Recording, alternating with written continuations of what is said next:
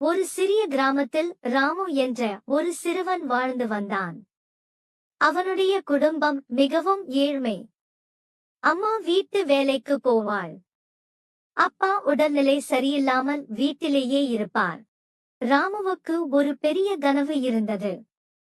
அவன் நன்றாக படித்து ஒரு நாள் பெரிய அதிகாரியாக ஆக வேண்டும் என்று ஆசைப்பட்டான். ஆனால் அவனிடம் புத்தகம் வாங்க கூட பணம் இல்லை. பள்ளிக்கு போகும் வழியில் மற்ற பிள்ளைகள் புதிய பைகள், புதிய புத்தகங்கள் கொண்டு வருவதை பார்த்து அவன் மனசு வலிக்கும். ஒரு நாள் பள்ளி முடிந்து வீடு திரும்பும்போது ராமு சாலையோரத்தில் ஒரு பழைய ₹1 நாணயம் கிடப்பதை பார்த்தான். அவன் அதை எடுத்துக்கொண்டு மகிழ்ச்சியுடன் நினைத்தான், இந்த ₹1 என்ன பெரியது செய்ய முடியும்? ஆனாலும் இது எனக்கு கிடைத்த அதிர்ஷ்டம்.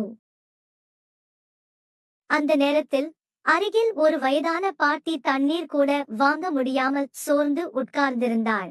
ராமு அந்த பாட்டியை பார்த்தான். அவனுக்கும் பசி, அவனுக்கும் தாகம். ஆனால் பாட்டியின் முகத்தில் இருந்த கஷ்டம் அவன் மனசை உருக்கியது. அவன் கையில் இருந்த அந்த ₹1 பாட்டியிடம் கொடுத்து, பாட்டி, இதுல தண்ணீர் வாங்கிக்கோங்க என்றான். பாட்டி கண்களில் கண்ணீர் வந்தது.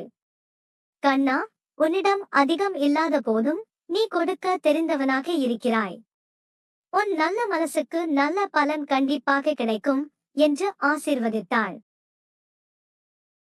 ராமு சிரித்துக்கொண்டு வீட்டுக்கு சென்றான். சில நாட்கள் கழித்து பள்ளியில் ஒரு அறிவிப்பு வந்தது. ஏழ்மை நிலையில் இருந்தாலும் நன்றாக படிக்கும் மாணவர்களுக்கு இலவச புத்தகங்கள் மற்றும் கல்வி உதவி வழங்கப்படும் என்று தலைமை ஆசிரியர் சொன்னார். ஆசிரியர்கள் ராமுவின் பெயரை தேர்வு செய்தார்கள். ஏனெனில் அவன் எப்போதும் நேர்மையாகவும் அன்பாகவும் உழைப்புடன் இருந்தான்.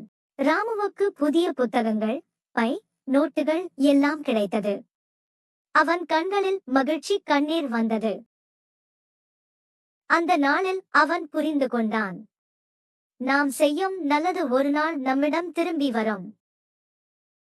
₹1 நாணயம் சிறியதுதான், ஆனால் அதை கொடுத்த மனசு பெரியது.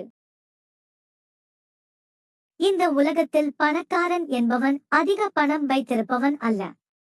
இருக்கும் சிறியதை கூட பகிர்ந்து கொடுக்க தெரிந்தவன்தான் உண்மையான பணக்காரன்.